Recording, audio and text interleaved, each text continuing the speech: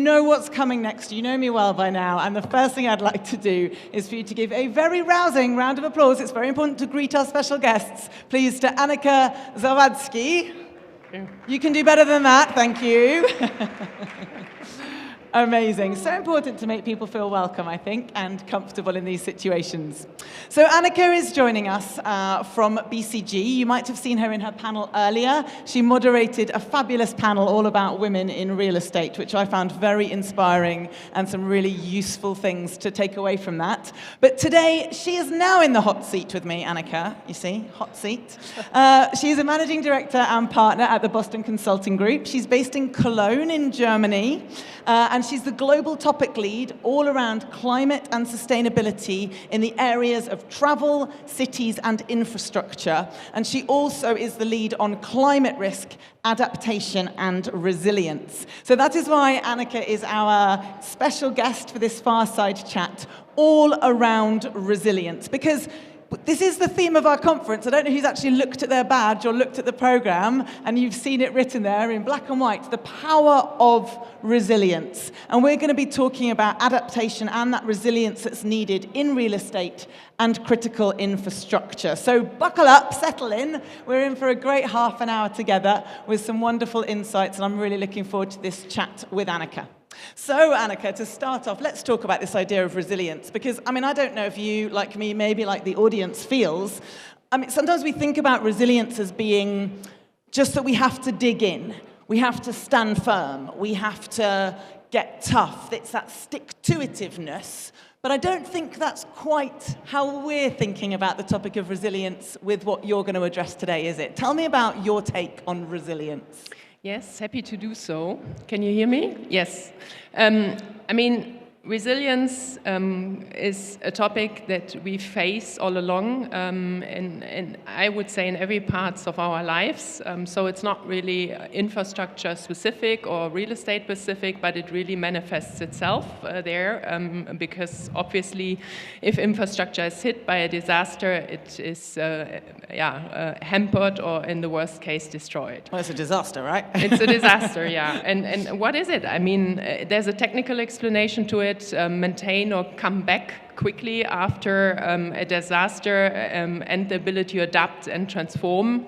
And there's a very personal view to it when it comes to climate disasters, because I came across it personally when I was at my mother's house and we had a 100-year rain, and I wanted to go down and get the ice cream up, and I saw the basement running full of water. So totally flooded in your basement? Exactly, yes. Oh my goodness. And that was the very personal encounter of climate risk, climate disasters, and the need for adaptation and resilience when it comes to real estate, cities, and also communities. Yeah, absolutely. I think resilience is definitely, in most part, that mindset, isn't it? The choice to bounce back, the choice not to be knocked down, or if we do get knocked down, that choice to stand up again, the choice to look for new and innovative and to adapt and respond to change. Because I think if there's one thing we can all agree on at the moment, it's that change is here and change is here to stay, and particularly in this amazing industry, but that's constantly changing and looking for the new and looking for ways to adapt and looking for ways to overcome, particularly when it comes to the climate crisis, to our sustainability ESG challenges. So in that context of climate risk, adaptation, I don't know if we need to talk about it, but let's address the why first off. It's always important to start with that. Why is it such an important topic? What happens if we don't do it? Why should we all have this top of mind? Yeah, I think it's really a topic that is there for everyone, because climate change is happening around the world. We have difficulties reaching the 1.5 degrees target that has been set in Paris. We need to decrease emissions by 7% per year, and it's still increasing. And we see, and that's a fact, climate disasters happening around the world. If we look back on 2023, there was no day without a climate disaster. Be it a heat wave, be it a flood and things like that. And I think it doesn't really is limited to borders. So it's happening everywhere. It's happening in the developed world and also in the developing world. I think Germany, Italy is a very good, very bad example that it also happens there. So I think we need to get prepared. There's a lot at risk, economically. If we look at the numbers, I mean, around 20% of global GDP is at risk until 2030. 2050, it amounts to 25%, 200, 100. And more importantly, any climate disaster that is happening around the world always has an impact on the population, and in the worst case, death people. I mean, those are huge numbers, and they're quite scary. And without wanting to bring down the tone of our event, I mean, it is really important to look at how significant and how serious the challenges that we're facing. But sometimes we're sitting here in rooms like this and conversations like this, confronted by the facts, confronted by the evidence, and it just all feels a bit overwhelming. So can you put it into a context in a way for us as individuals, as people, as businesses, maybe what might be at stake if we don't address it and take it seriously? Yeah, of course, if you break it down to businesses, when we work with them, of course, we look at how much revenues, capex, EBITDA is at loss. And if I look at the projects we did, for example, in the infrastructure sector, it's around 50 to 20% EBITDA per annum. So it's quite a significant proportion that is at risk and that needs to be looked after. And that's why I always say, look, it's important to understand the exposure and vulnerability of your business or your region or your country to really, really understand what is at risk, and then based on that, start the planning process.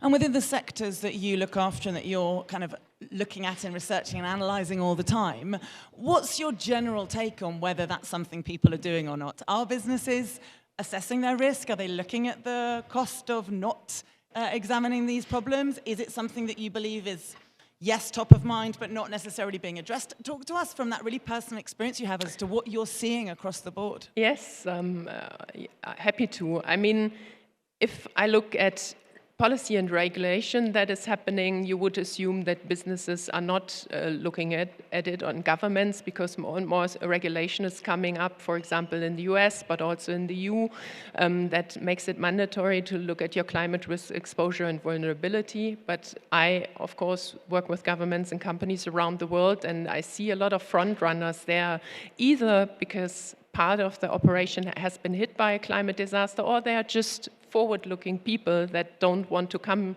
into that situation and think that risks shall be managed actively, and climate risk is one of such risks, so you need to really look at it and understand it. Yeah, and I guess this isn't something that's unique to any particular country or sector or industry, although the real estate industry has a massive part to play in mitigating some of the risks around climate change particularly. That's right, isn't it?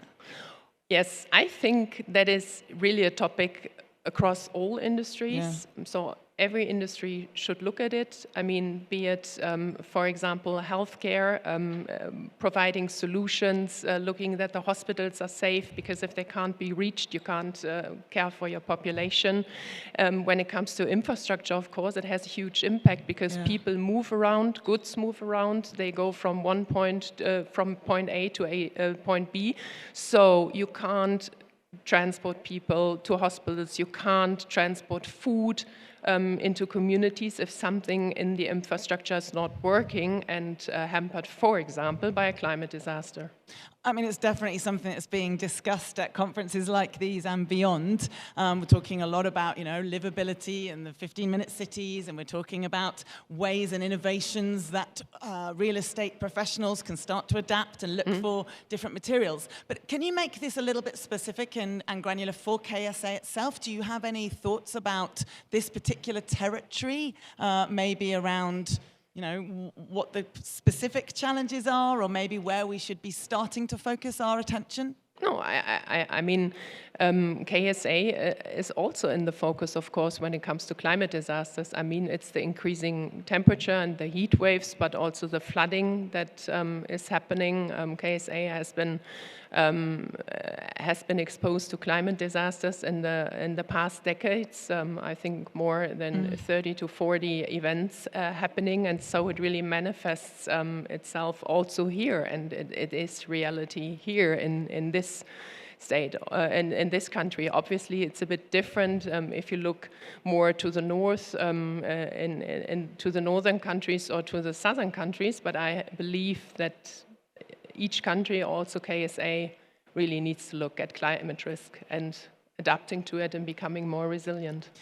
Well, let's turn to adaptability, because that is also why we're here, because we can paint a fairly bleak or dark picture, and I think it's important to understand the pain to feel focused on the solution. But you have a belief that, particularly KSA, that is well positioned to adapt. But again, where do we start? Where, as individuals, as businesses, looking at this huge challenge ahead of us, how do we really begin to take those first steps when it comes to adapting? I think it is threefold. I mean, every company and each institution needs to look at itself to see how they are exposed and how vulnerable they are when it comes to heat waves, when it comes to flooding, for example. Then I think, of course, the government plays a role. Adaptation and resilience was big on the agenda at COP28 in Egypt.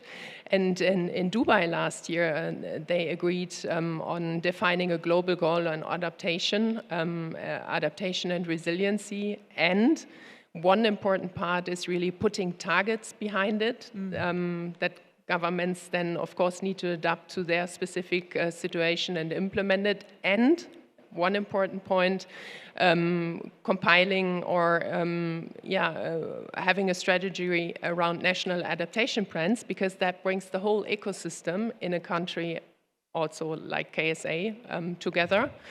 And then a third pillar, I always say, is being prepared. So the disaster management units, if something is happening, of course, which you never can prevent from happening, and you can't, unfortunately, decrease the risk to zero, you also need to be prepared to manage the disaster that is happening in a good way that you can maybe maintain it and recover quickly. And that, I think, is a very important point, because examples around the world show, even though you have maybe a national adaptation plan, institutions and companies working on this, if your disaster management unit or units is not well prepared, that can really hamper it and push the disaster to more severeness. So we de-risk where we can, but we also scenario plan. We make sure we invest in those areas within our companies, within our businesses, that can manage the disasters themselves. I think it's really the scenario planning that is important, that you think, that you look at the scenarios that ICPP brings, and then you really look at your country, your region, and model the different scenarios along climate disasters that are relevant to your country. And then you can really see how that could impact which climate disaster can impact your city, certain urban areas, but also assets of companies, such as real estate, for example. And I think that is really important to have transparency on that, and not only do backward, but also do, as you said, rightly, do scenario planning forward, in order to understand how the development of the city and also the development of potential climate disasters come together and what that means. And I think that is the very first step, really having transparency, because we see a lot of activities around the world of governments and also companies working on this, on adaptation and resilience plans, and I always ask, what's the baseline? So what are you delivering against? And then sometimes I get the answer, oh, we didn't look at this yet. And that's really important, because adaptation resilience costs a lot, so you should do it very target-oriented to your specific situation. Do you see companies literally with adaptation and resilience plans? Is that something that organizations are putting in place in a very tangible way? They do, especially in regions that are very prone to climate disasters. I mean, you see it all around the world that in some regions this happens quite often, and there you see companies really working on that. And I already pointed out to it in the beginning that regulation is picking up because I mean, the climate disasters amount to monstrous sums of dollars and euros, and in the end, someone has to pay it. So governments and regulators look at putting regulation into place that makes it mandatory also for companies to look at it and report it. In the EU, the ISSB and CSRD, the SEC regulation in the US that's being discussed. So there are different regulators picking it up. Well, let's talk a little bit about the idea of cost and also cost of inaction. Was anyone in Igor's session last night? Did anyone attend the closing talk and heard from Igor Berka?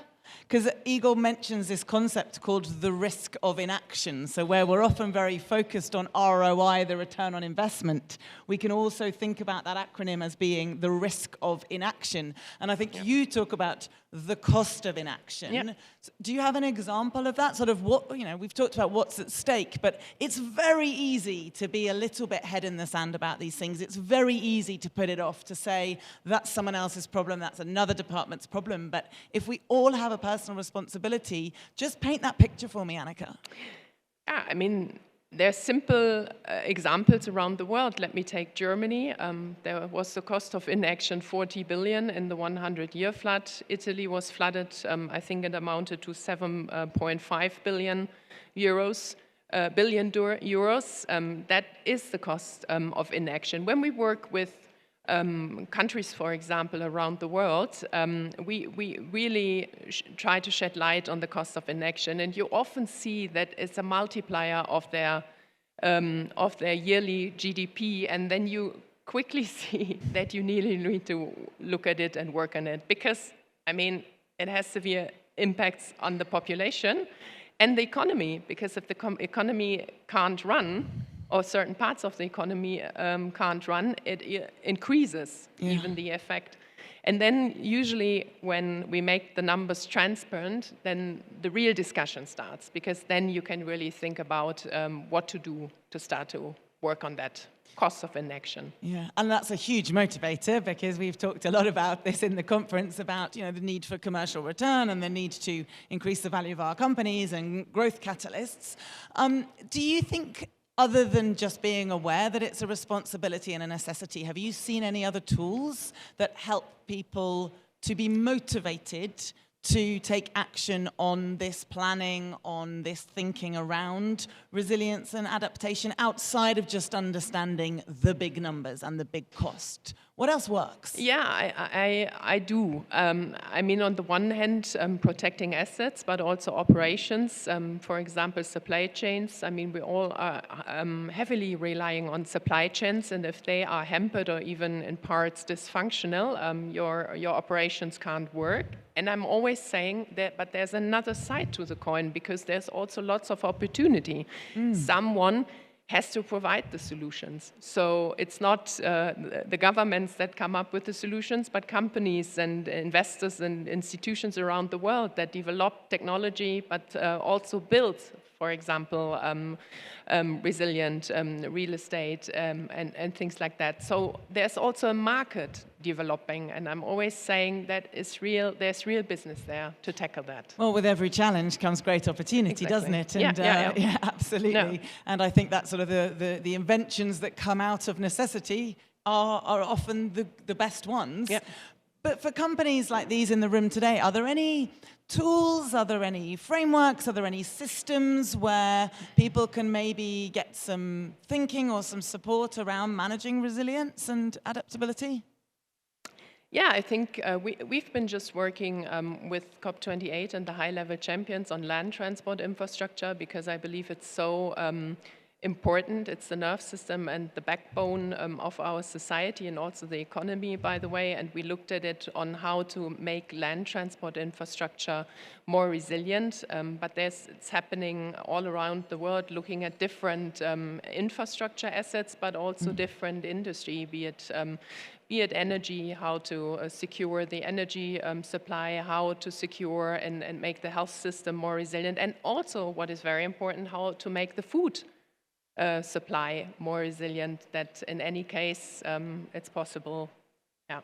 And tell me about something that I think you call the resilience curve framework. Ah, okay. I'd love to hear about that, because that sounds very fancy. Yeah, that's a very good point, because I mean, sometimes I come to clients when they have been hit by a climate disaster. Okay. And I always tell them it would have been great if you would have talked a week before or maybe 2 weeks before. Yeah, hindsight is always 20/20. I know. But that's why I'm saying it's always important to work on adaptation resilience along the resilience curve. So prepare and really prepare for becoming more resilient and more adaptive, so that when the climate disaster hits you, you can at least maintain the level or come back very quickly. Then really work on, really have everything together when the climate disaster is hitting you, because I also saw structures and processes in place that rather hinder a management of the climate disaster and make the impact, be it to human lives, but also assets, operations, even worse. And in the end, to recover quickly and learn from it and then adapt and transform. And I always say adaptation and resilience can be done along the whole infrastructure cycle. And I think that's an important point, because you can be the best planner and have the greatest system in place and paper on your table. When a climate disaster hits you and you have a flash flood and the tunnels have not been cleaned because your operations is not working well, then you still are being flooded. Sure. And so you need to really think through from the very beginning when you start to plan and design, and you can really change something for the better good, to also to the end, operations, maintaining and decommissioning to enhance your overall adaptation and resilience. And I believe that this is truly important, because there's lots of existing infrastructure that needs to be retrofitted, but especially when you work in greenfield projects, there's a huge opportunity to look at it from the very, very start and think with adaptation and resilience in mind when you plan and build a project. I think it's such a helpful reminder that everything we do potentially has a knock-on effect to another part of the value chain or the supply chain. And again, just an encouragement maybe that our thinking can be broader than just the narrow silos within which we operate, because surely when we then work together and collaborate on all of our plans, then we build in natural resilience into the supply chain. Yeah, exactly.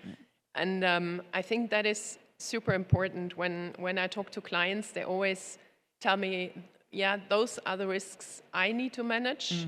And I always say, yes, but you need to contribute also to risks that someone else manages. And often this intersection doesn't work.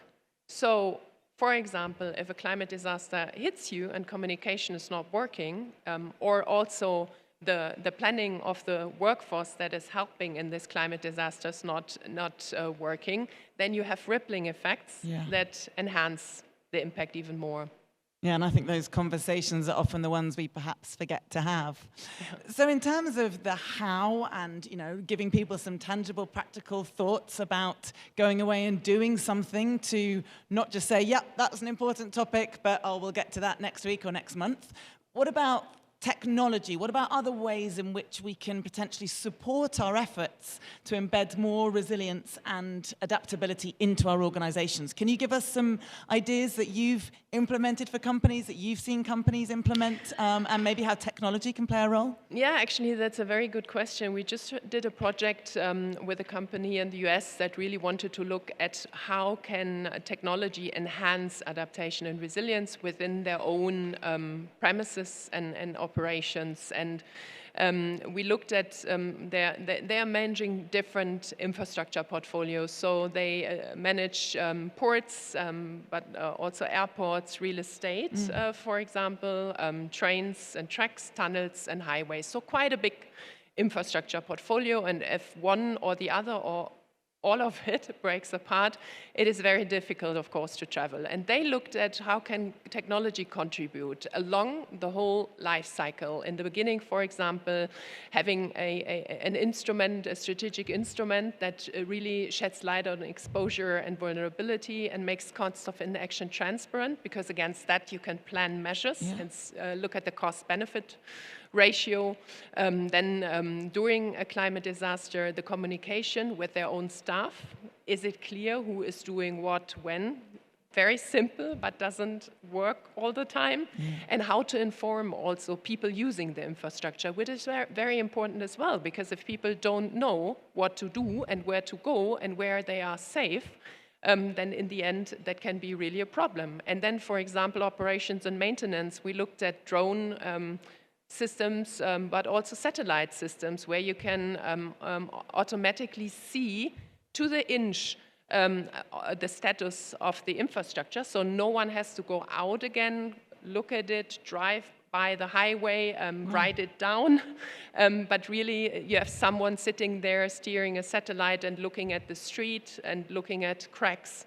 And things like that. And based on that, you can automatically start to plan your maintenance cycles and enhance your resilience. So there's quite some cool technology, actually. And one is the digital twin, which I like a lot.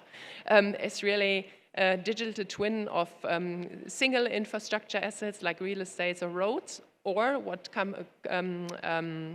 countries are doing more and more, really do digital twins of regions, but also of all countries. Germany, for example, is planning to do that at the moment. That sounds fascinating. And it, like you say, when technology can enhance, can augment, can support, I mean, it's technology at its best, isn't it? Which is fantastic. So there are definitely some tools out there and some frameworks and some ideas to do with managing methodologies and putting things in place. We've talked about why it's important. We've talked about the need for urgency and taking action because, you know, it's not a pretty picture, but we understand that cost of inaction. So, Annika, if you have kind of a call to arms, a plea to the people in this room today for maybe one thing they can go away and do themselves personally, they can do within their organizations, they can take a little bit more accountability to being part of the solution rather than part of the problem. What would you like to say to everyone here today that will make, you know, that tiny bit of difference that then adds up and makes the big difference? I think, first of all, understanding the baseline where you personally are coming from, but also your company. So what is your company already doing in that space? And does your company or also region understand its vulnerability and exposure? So really taking stock is the first topic. And the second topic is understanding if you haven't done so, really understanding your exposure and vulnerability. And maybe in the end you see, look, it's not so bad after all. And maybe you see, hey, look, I really need to take care of it and really start to have some conversations with my co-workers in the company, but also maybe with the government. And I believe that this is truly important to get a feeling of where do you stand, where does your company or region stand. So there is hope? I believe so. I mean, everyone asked me, look, if you only work on climate risks and adaptation and resilience, do you still believe there's hope? I do, because there's a strong signal coming from Dubai, from COP28. So the first time there's an agreement on a global goal on adaptation, that this should be defined just as has been done when it comes to CO2 reduction. And there's a call for action for governments to have national adaptation plans. So globally, I really have hope. When I talk to clients around the world, I have the feeling there are lots of people really wanting and getting engaged. And I believe that the KSA is really in a unique position because there's so many giga and mega projects planned in this country that you can start to think about adaptation and resilience in the beginning. And I mean, to be honest, KSA already had quite a few challenges ahead, and they really tackled those, for example, with the Vision 2030, and I think KSA can be a front runner in climate risk and adaptation and resilience and take that really to the global level as the country that stands for it.